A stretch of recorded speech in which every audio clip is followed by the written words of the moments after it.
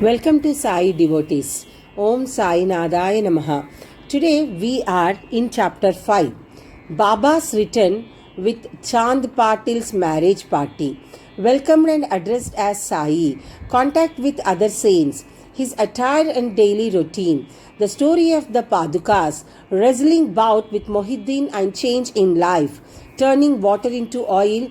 The pseudo guru Jawahar Ali, written with Chand Patil's marriage party. As hinted in the last chapter, I shall now describe first how Sai Baba returned to Shirdi after his disappearance. They lived in the Aurangabad district in a village called Dhoop. A well-to-do Muhammadan gentleman by name Chand Patil.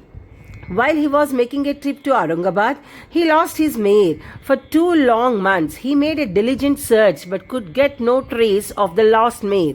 After being disappointed, he returned from Aurangabad with the saddle on his back. After travelling 4 kos and a half, he came on the way to a mango tree at the foot of which sat a fakir. He had a cap on his head or kafni and had a satka under his arm, and he was preparing to smoke a chilmi. On seeing Chand Patil pass by, he called out to him and asked him to have a smoke and to rest a little. The queer fellow or fakir asked him about the saddle. Chand Patil replied that it was his mare, which was lost some time back. The fakir asked him to make a search in the Nala close by. He went and the wander and wanders. He found the mare there. He thought that this fakir was not an ordinary man, but an Avaliya, means a great saint. He returned to the fakir with the mare. The chilim was ready for being smoked, but 2 things were wanting: fire to light the pipe and water to wet the chappi. Means it's a cloth. It's a piece of cloth. Thirst it forcibly, through which smoke is drawn up. The fakir took his prong and thrust it forcibly into the ground, and out came a live ember, which he put on the pipe. Then he dashed the satka on the ground, from where water began to ooze. The chappi was wetted with the water, then wrung out and wrapped round the pipe. Thus, everything being complete, the fakir smoked the chilmi and then gave it also to Chand Patil. On seeing all this, Chand Patil was wonderstruck. He requested the fakir to come to his home and accept his hospitality. Next day, he went to Patil's house and stayed there for some time. Patil was a village officer of Dhoop. His wife's brother's son was to be married, and the bride was from Shirdi. So Patil made preparations to start for Shirdi for the marriage. The fakir also accompanied the marriage party. The marriage went off without any hitch. The party returned to Dhoop, except the fakir, who stayed back in Shirdi and remained there forever. How the fakir got the name Sai? When the marriage party came to Shirdi, it alighted at the foot of a banyan tree in Bhagat Mahalsapati's field near Kandoba's temple. The carts were loosened in the open country yard of Kandoba's temple, and the members of the party descended one by one, and the fakir also got down. Bhagat Mahalsapati saw the young fakir getting down and accosted him, "Ya Sai." Others also addressed him Sai, and thenceforth he became Sai Baba. Contact with other saints. Sai Baba began to stay in a deserted masjid. One saint named Devidas had given living in Shirdi for many years before Baba came there. Baba liked his company. He stayed with him in the Maruti temple in the Chavadi, and for some time lived alone. Then come another saint by name Janaki Das. Baba spent most of his time in talking with him. Our Janaki Das went to Baba's residence. So also one Vaishavya, a householder saint from Punthabi by name Ganga Gir, always frequented Shirdi. When he first saw Sai Baba carrying pitchers of water in both hands for watering the garden, he was amazed and said openly, "Blessed is Shirdi that it got this precious jewel. This man is carrying water today, but he is not an ordinary fellow. As his land was fortunate and meritorious, it secured the jewel. So also one famous saint by name Anandanath of Evalamath, a disciple of Akkalkot Maharaj, came to Shirdi with some people. When he saw Sai Baba, he said openly, "This is a precious diamond in reality. Though he looks like an ordinary man, he is not a gar, but a diamond. You will realize this in near future." Saying this, he returned to Ivala. This was said while Sai Baba was a youngster. Baba dress and daily routine. In his young days, Sai Baba grew the hair on his head, never had his head shaved. He dressed like an athlete.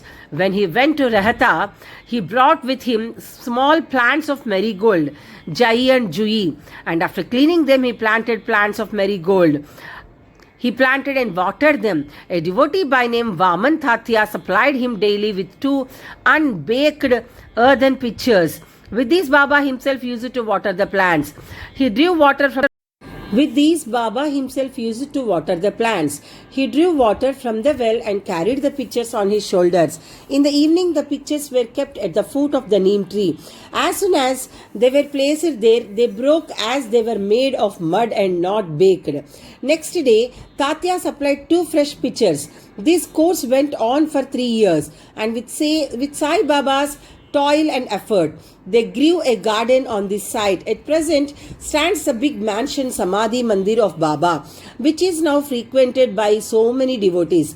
The story of Padukas under the neem tree. A devotee of Akkalkot Maharaj by name Bai Krishnaji Alibhagar worshipped the photo of Akkalkot Maharaj. He once thought of going to Akkalkot, take the darshan of the Padukas of the Maharaj and offer his sincere prayer there. But before he could go there, he got a vision in his dream. Akkalkot Maharaj appeared in the vision and said to him, Now Shirdi is my resting place. Go there and offer your worship. So Bai changed his plan and came to Shirdi, worshipped Baba, stayed there for 6 months and was happy. As a reminiscence of this vision, etc., he prepared the Padukas and installed them on an auspicious day of Shravana Shaka, 1834-1912 AD, under the neem tree with due ceremonies and formalities, conducted by Dada Kelkar and Upasani.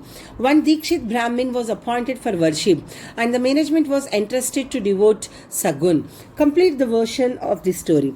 Mr. B.V. Dev, retired Mamaltar of Thana and a great devotee of Sai Baba, made inquiries about his matter with Sagun Meru Nayak and Govind Kamalakar Dikshit and has published a full version of the Padukas in Sai Leela. Volume 11, number 1, page 25, it runs as follows. In 1834 Shaka, one Dr. Ramarao Kotare of Mumbai came to Shirdi for Baba's darshan. His compounder and his friend Bai Krishnaji Alibhagar accompanied him. The compounder and Bai became intimate with Sagun Meru Nayak and G.K. Dikshit. While discussing things, these persons thought that there must be some memorial of Sai Baba, first advent at Shirdi, and he is sitting under the holy neem tree. They thought of installing Baba's Padukas there and were going to make them of some rough stone. Then Bai's friend, the compounder, suggested that if this matter was made known to his master, Dr. Ramarao Kotare, he would prepare nice Padukas for this purpose. All liked this proposal and Dr. Kotare was informed of it. He came to Shirdi and proposed, and Dr. Kotari was informed, drew a plan of the Padukas. He went to Upasani Maharaj in Kandoba's temple and showed him his plan. The latter made many improvements, drew lotus, flowers, conch, disc, maize, etc., and suggested that the following sloka regarding neem tree's greatness and Baba's yogic powers be inscribed. The verse was as follows: Sadha nimba vrikshasya muladivasthat sada trivinam tiktampi या प्रियम थम तरुम कल्पवृक्षाधिकम साध्यंतम नमामीश्वरम Sadgurum Sainadam. Upasani suggestions were accepted and carried out. The Padukas were made in Mumbai and sent to Shirdi with the compounder. Baba said that they should be installed on the Purnima of Shravani. On the day of at 11 a.m., G.K. Dikshit brought them on his head from Kondoba's temple to the Dwarka Mai in a procession. Baba touched the Padukas, saying that these are the feet of the Lord, and asked the people to install them at the foot of the neem tree. A day earlier, one Parsi devotee of Mumbai named Pasta Seth sent rupees 25 by money order. Babu gave this sum for the installation of the Padukas. The total expense of installation came up to 100 rupees, out of which 75 were collected by subscriptions for the final 5 years. G.K. Dikshit worshipped by the Padukas daily, and then this was done by Lakshman Kachishwar Jakhadi. In the first 5 years, Dr. Kothari sent 2 rupees per month for lighting the lamp, and also he sent the railing round the Padukas. The expense of bringing the railing from the station to Shirdi and roofing was paid by Sagun Meru Naik. Now Jakhadi does the worship and Sagun Meru Naik offers the Naivedya and lights the evening lamps. Bhai Krishnaji was originally a devotee of Akkalkot Maharaj. He had come to Shirdi at the installation of the Padukas in Shaka 1834. On his way to Akkalkot, he wanted to go to Akkalkot after taking the darshan of Baba. He asked Baba's permission for this. Baba said, "Oh, what is there in Akkalkot? Why do you go there? The Maharaj of that place is here myself." Hearing this, Bhai did not go to Akkalkot. He came to Shirdi off and on after the installation of the Padukas. Mr. B.V. Dev concluded that Hemad Pant did not know these details. Had he known them, he would not have failed to depict them in his Satcharitra. Wrestling bout with Mohiuddin Tamboli and change in lifestyle. To return to other stories of Baba, there was a wrestler in Shirdi by name Mohiuddin Tamboli. Baba and he did not agree on some points and both had a fight. In this, Baba was defeated. Thenceforth, Baba changed his dress and mode of living. He donned kafani, wore a langot and covered his head with a piece of cloth. He took a piece of sackcloth for his bed and was content with wearing torn and worn out rags. He always said that poverty is better than kingship, far better than lordship. The Lord is always brother of the poor. Gangagir was also very fond of wrestling. Once while he was wrestling, a similar feeling of dispassion descended over him. And at the proper time he heard the voice of an adept saying that he should wear out his body, playing with God. So he too gave up some sansar and turned towards God realization. He had established a mat on the banks of the river near Punthambe and lived there with his disciples.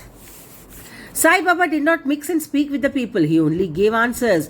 When he was questioned by day, he always sat under the neem tree, sometimes in the shade of a bamboo tree, near the stream on the outskirts of the village. In the afternoon, he used to walk at random and go at times to Neemgaon. There he frequented his house, the house of Bala Sahib Dengli.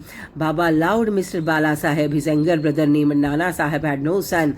Though he married a second wife, Bala Sahib sent Nana Sahib for taking darshan of Sai Baba. And after some time, with his grace, Nana Sahib got a son. From that time onwards, people began to come in large numbers to see Sai Baba, and his fame began to spread and reached Ahmednagar. From thence, Nana Sahib, Chandorkar and Keshav Chidambar and many others began to come to Shirdi. Baba was surrounded by his devotees during day and slept at night in an old and dilapidated masjid. Baba's paraphernalia at this time consisted of a chilim, tobacco, a tumbrel, long kafani, a piece of cloth round his head and a satka, which he always kept with him. The piece of white cloth on the head was twisted like matted hair and flowed down from the left on the head with twisted like a matted hair and flowed down from the left ear on the back. This was not washed for weeks. He wore no shoes, no sandals. A piece of sackcloth was his seat for most of the day. He wore a kopin, and for warding off cold, he always sat in front of Duni, facing south with his left hand resting on the wooden railing. In that Duni, he offered an oblation of egoism, desires, and always uttered, Allah Malik. The masjid is which he sat was only of 2 rooms dimensions, where all devotees came and saw him. After 1912, there was a change. The old masjid was repaired and a pavement was constructed before Baba came to live in this masjid. He lived for a long time in a place Takia, where with gunguru tied on his ankles, Baba danced beautifully and sang with tender love, turning water into oil. Sai Baba was very fond of lights. He used to borrow oil from shopkeepers and keep lamps burning the whole night. In the masjid and temple that went for some time, the Baniyas who supplied oil gratis once met together and decided not to give him oil. When, as usual, Baba went to ask for oil, they all gave him a distinct no. Unperturbed, Baba returned to the masjid and kept the dry wicks in the lamps. The Baniyas were watching him with curiosity. Baba took the tamrel, which contained very little oil, put water into it and drank it, and then forced it out to fall into the container. After consecrating the tin pot in this way, he again took the water from the tin pot and filled all the lamps with it and lighted them. To the surprise and dismay of the watching Baniyas, The lamp began to burn and kept burning the whole night. The Baniyas repented and apologized, and Baba forgave them and asked them to be more truthful in future. The pseudo Guru Jawahar Ali. 5 years after the wrestling about above mentioned, one fakir from Ahmednagar by name Jawahar Ali came to Rahata with his disciples and stayed in Bakhal near Veerabhadra temple. The fakir was learned, could repeat the whole Quran and had a sweet tongue. Many religious and devout people of the village came to him and began to respect him. With the help of the people, he started to build an Idgah near the Veerabhadra temple. There was some quarrel about this affair on account of which Jawahar Ali had to leave Rahta. Then he came to Shirdi and lived in the masjid with Baba. People were captured by his sweet talk and he began to call Baba his disciple. Baba did not object and consented to be his chela. Then both Guru and chela decided to return to Rahta and live there. The Guru never knew his disciple's worth, but the disciple knew the shortcomings of the Guru. Still, he never mastered in various ways. They used to come to Shirdi off and on, but their main stay was in Rahta. The loving devotees of Baba in Shirdi did not like that Baba should stay away from them in Rahta. So they went in a deputation to bring Baba back to Shirdi. When they met Baba near the Idgah and told the purpose for which they came, Baba said to them that the fakir was an angry, ill-tempered fellow. He would not leave him and that they should better go back to Shirdi without him before the fakir returned. While they were thus talking, the fakir turned up and was very angry with them for trying to take his disciple. There was some hot discussion and alteration, and it was finally decided that both the Guru and Chela should return to Shirdi.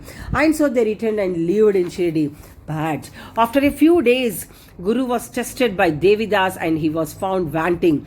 12 years before Baba arrived in Shirdi with the marriage party, the Devidas, aged about 10 or 11 years, came to Shirdi and lived in the Maruti temple. Devidas had fine features and brilliant eyes, and he was dispassion incarnate and a dhyani. Many people, namely Tatya, Kote, Kashinath and others, regarded him as their guru.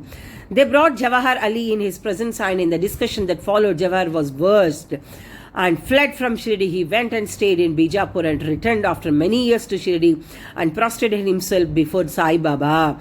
The delusion that he was Guru and Sai Baba was Chela was declared away and has been repented. Sai Baba treated him with respect. In this case, Sai Baba showed by his conduct how one should get rid of.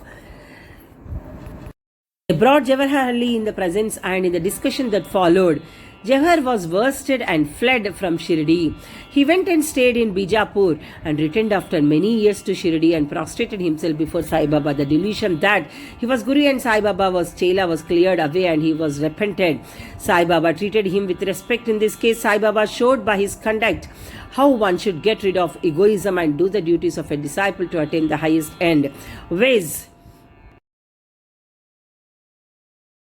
Self-realization. This story is told here according to the version given by Mahalsapati, a great devotee of Baba.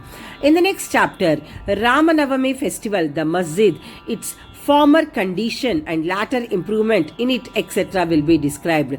Bow to Sri Sai, peace be to all. Om Sri Sai Nadaya Namaha. Om.